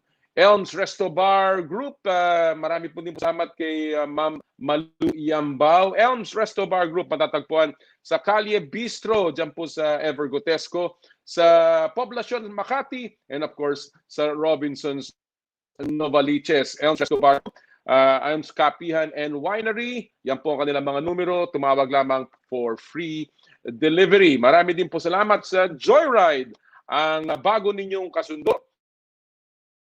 Wherever you are, whatever you need, we can deliver. Mabilis, mura at mapagkakatiwalaan. Download now the latest Joyride and Happy Move app. Of course, aming pong motorcycle taxi service ay handa na, ready na. Basta po kayo ay tandaan, cashless at meron po kayong sarili nyong helmet.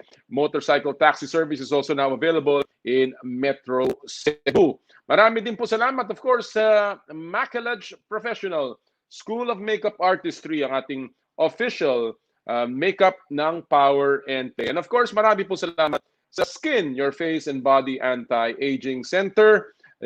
Dyan po sa branches nila sa Alabang Town Center at sa Wilson Street sa San Juan, Metro Manila. Thank you so much kay Dr. G. Sarmiento at kay Dr. Richie Sarmiento. Alright, mga kaibigan, tuloy-tuloy po tayo sa ating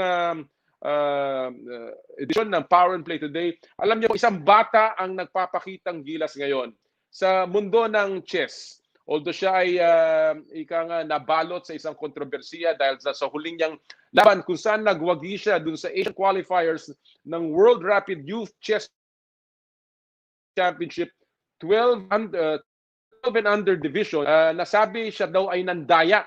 Pero pakinggan po natin ang storya mismo mula sa mga bibig ng ating chess prodigy, the wonder kid, 11 years old, King Wesley Puso at ang kanyang ama na si Coach Eric Puso. Ito po ang ating panayam sa Power and Play. Alam niyo po ang panahon ng Pasko. Ngayon po mga panahon na to, tayo madalas nagbibigay ng regalo sa mga kabataan, sa ating mga inaanak, sa ating mga anak. Pero ngayon po, isang bata ang nagbigay ng regalo sa atin ngayon pong panahon ng Kapaskuhan. Walang iba kundi ang ating panauhin ngayon, ang chess boy wonder ng Pilipinas, 11-year-old King Wesley Puso, ang nanalo ng Asian qualifiers of the FIDE World Youth Rapid Chess Championship, yung pong Open Under 12 Division. Kasama niya ang kanyang ama, ang kanyang coach, si Coach Eric Puso. Magandang araw sa inyong dalawa, Coach Eric at King. Magandang araw po. Yala. Magandang umaga, Pilipinas. King, kamusta ka? Ikaw ba ay bakasyon na mula sa klase? Opo. Okay. Well, alam natin na King na ikaw ay nanalo dun sa sinatawag nating Asian qualifiers ng FIDE. Pero bago natin pag-usapan yan at yung pinagdaanan mo, gusto ko lang malaman, King, ilang taong ka nung nagsimula kang magkaroon ng interest sa chess? At sino ang nagpakilala sa iyo sa larong chess? Nung nag-start po ako ng chess, 4 years old po. Tapos nagturo po sa akin si Papa. Bakit nagkaroon ka ng interest sa chess imbis na sabihin nating basketball o di kaya ay larong video games? Bakit chess ang nahiligan mo, King? Kasi po, di ka po saktan, mag-isip ka lang po. Mukhang pati ikaw, Coach Eric, talagang yun na yung parang hinuhubog mo kay King sapagkat pati pangalan niya gamit sa chess, yung King.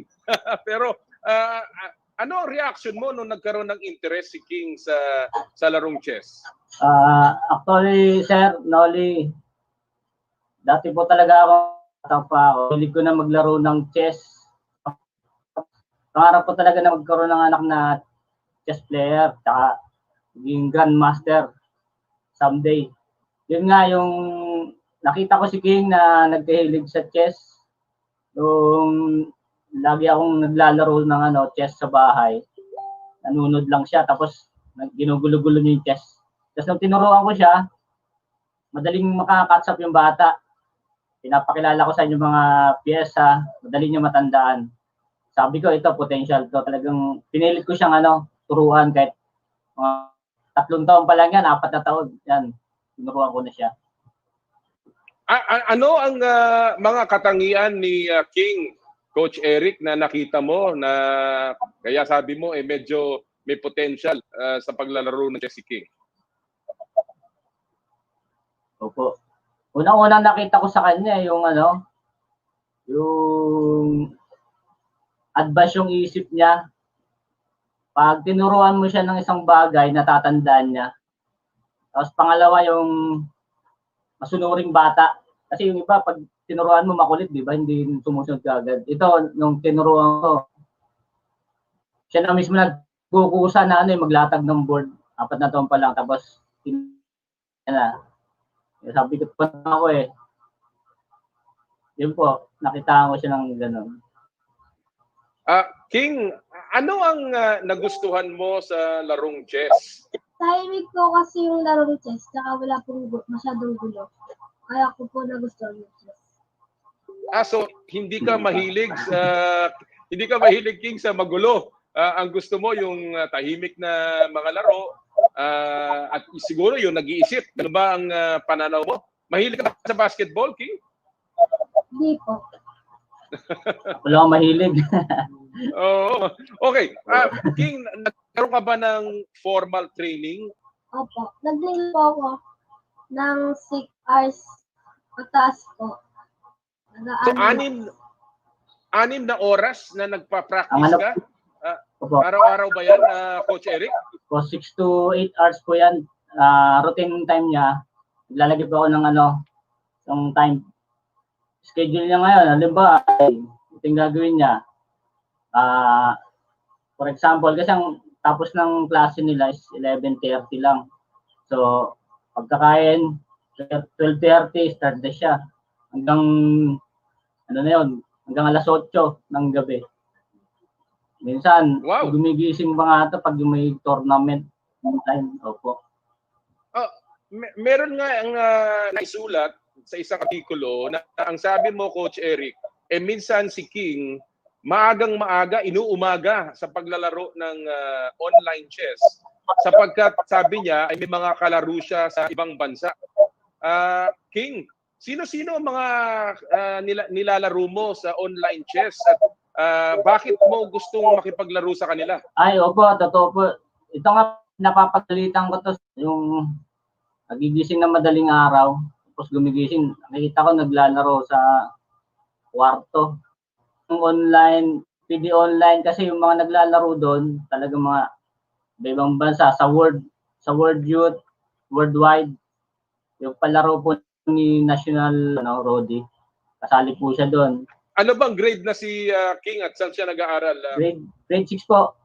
Ang school po niya dito is sa Mary Margaret School, private school po siya. Yun po yung school na yan, dito po sa may Santa Rosa City. Opo. Okay. King, matanong kita, King, ha? Ngayon na ikaw ang naglalaro ng chess, ano ang mas gusto mo? Yung overboard o yung online? Kasi alam natin, ang traditional chess ay may kalaban sa harapan mo. Ang online ay virtual, no? May kalaban ka sa ibang mundo o sa ibang parte sa pamamagitan ng internet. Ano ang mas gusto mo, King, na nilalaro ngayon? Mas gusto ko po yung online chess po. Kasi po, madami po akong naiisip. Isa po sa over the board, medyo po naboboring ako. So bakit ka nabobore, King? Ano po yan, sir? Yan, sir, sa akin talagang nung tinuturuan ko siya sa board, medyo inaantok pag nagpapaliwanag ako. Kaya minsan nilalaro ko. Tapos, nung nakita niya yung online, nung nag-pandemic, at maraming nag-online games, doon ko nakita yung niya, yung hilig sa online. Kasi sa akin yung nakikita daw niya sa parang madaling mag-isip, tapos madaling madami siya nakikitang tira. Okay, pag-usapan natin yung paglaban niya online, no? And of course, ang pinag-uusapan yung kanyang pagkapanalo sa Asian qualifiers, yung World Youth Rapid Chess Championship na Open Under 12 division, kung saan undefeated si King at siya ang nag-champion doon, no? Pero ang tanong ko lang muna bago ko talakayin yung yung kontrobersiya, sino ang pinakamahirap na nakalaban mo, King? Halos po sila po lahat. Kasi po nagkakamali lang po sila. Kaya nagkakamali. Pagdating sa laban, ano ang pinakamalakas mong o malakas mong strategy? Yung sa simula, sa gitna, o sa pagtatapos? Sa gitna po. Sa gitna. Okay, paano ka naghanda, King, dun sa para sa Asian qualifiers? Meron ka bang nakalaban? Ilang oras ang ginamit mo for training araw-araw at ilang araw ka nag-practice bago ka lumaban dun sa Asian qualifiers? 6 hours to hanggang patas pa po yung training ko. Tapos, yun nga po, nag-training lang po ako ng training. Tapos, Okay. Coach Eric, alam natin na nagkaroon ng kontrobersiya. Pagkatapos na manalo si King sa torneyong iyon, siya ay na-disqualify for an alleged fair play violation ng tournament chief arbiter na si Mark Diabioli, no? Ang sabi, nagkaroon daw ng pandaraya o cheating incident. Ano ang reaction mo, Coach Eric? At mamaya tatanungin ko naman ang reaction ni King. Ano ang reaction mo, Coach Eric, dun sa cheating allegation ng sa tournament arbiter? Salamat, Coach Noli. Yun nga po, talagang bilang isang ama at saka coach na rin, talagang nakapanghina na decision nila, no? Kasi unang-una, wala naman silang matibay na ebidensya na akusahan ng aking anak na mag-cheat. Pangalawa, talaga, naman makapag-cheat yan. Meron po silang sinunod na guidelines saka rules. Halos laman na sunod ng bata. Nasunod po lahat yun. So, wala namang violation dun sa arbiter. Tinatanong ko nga siya kung naano siya na correct, no? Kasi inaga to dito sa kwarto. Naglalaro siya. Maliit lang tong kwarto namin. Ito yung talagang pinakaano niya. So, yun nga, wala naman daw sabi sa kanyang referee. Maliban dun sa yung mga ano na yata yun, lang ron pinadoble na yung camera. Pinadoble Okay. Tapos kung saan pinapalagay. Opo, saan pinapalagay. Coach, alam mo ba na merong investigasyon na nangyayari doon sa pagkapanalo ni King? Bali po, nagbigay ng sulat yung ating captain nila ni si Attorney Orbe na yung violation na yon ay hindi yung mag-appeal doon. So hindi ka talaga pwede mag-appeal kasi yung rules nila bago sa doon, talagang ganun ang magiging patakan. So hindi naman sinabi sa amin nang nakakaalam talaga yung si attorney. Kaya ang sabi naman sa amin talagang tutulong sila para maimbestigahan yan. Pero siguro tatapusin muna tong kasi baka pag-initan pa yung dalawa nating representative. Okay. Yun. Okay. So, yun nga. Opo. Okay. Ang alam natin na final at saka unappealable yung desisyon ng arbiter. So ano ang susunod na hakbang ninyo mag-ama? Ano ang gagawin ninyo? Ako bilang kasi ako simple lang naman ako eh. Sports ako, parang basketball lang yan, di ba? Sabi ko nga, kapag natawagan ka ng referee, foul ka. So, hindi ka na pwede mareklamo kasi mate-technical ka. So, siguro, sports naman ako, tanggap namin yung ganong decision nila. Pero dapat, talagang ganon nga na nag-cheat. Talagang wala naman mag-cheat. Unang-una talaga, walang nagturo sa mga bata na mandaya kahit sino. Wala. Okay. Kaya hindi nila pwedeng akusahan yung anak ko na nag-cheat. Yun ang masakit lang sa akin talaga. Dati hindi Opo. Okay, King, tatanungin kita Coach Eric tatanungin ko diretso si King. King, Opo. ikaw ba ay nandaya dun sa laban mo noong qualifiers. Ikaw ba ay nandaya at anong klasing pandaraya ang sinasabi nila? Ito ba ay totoo, King? Hindi po ako nandaya. Yung nandaya po na, nabana po ako ng torneo. Nabagad ako. Ikaw ba, King, ay nasisiraan ng loob dahil dito sa pangyayaring ito? Opo. Ano ang ibig sabihin para sa iyo to? Gusto mo pa ba lumaban o gusto mong mag-give up na? Mag-give up po muna. Kasi Ikaw po ba ay po ng gano'n. Nakita pero ko ikaw ba gano'n. Oo. Pero alam mo, lahat kami ay naniniwala sa iyo, kaya siguro mas importante yung mga leksyon na itinuturo nitong event na to sa buhay mo, na ito ay dapat maging hamon para ikaw ay lalo pang lumakas ang loob. Tama ba yon, King? Opo. Or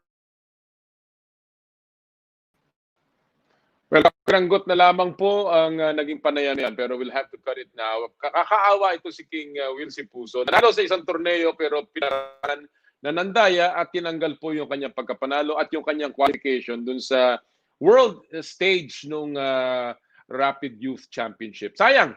At sana po ay patuloy na suportahan siya ng ating local chess association sa kanyang laban para po maibalik ang kanyang karangalan at ang kanyang pagiging kampiyon dun sa torneyong ito. But still, ito po ay ating aabangan ang developments dito. More than that, aabangan po natin ang magiging takbo ng career ni King Wilsie Puso, ang bago nating chess prodigy. Alright, mga kaibigan, tapos na po tayo ngayong araw na to. Gusto ko lang pong batiin ng isang belated happy birthday si Doc Aga Mohe mula kay Irene, and of course, isang happy birthday kay Paring Danny Go. Bukas magsasapit siya ng birthday. Marami pa pong bumati, nagbigay na kanilang opinion sa pulso. Pasensya na po't naubusan tayo ng oras. Hopefully, mabanggit natin lahat yan sa susunod nating programa.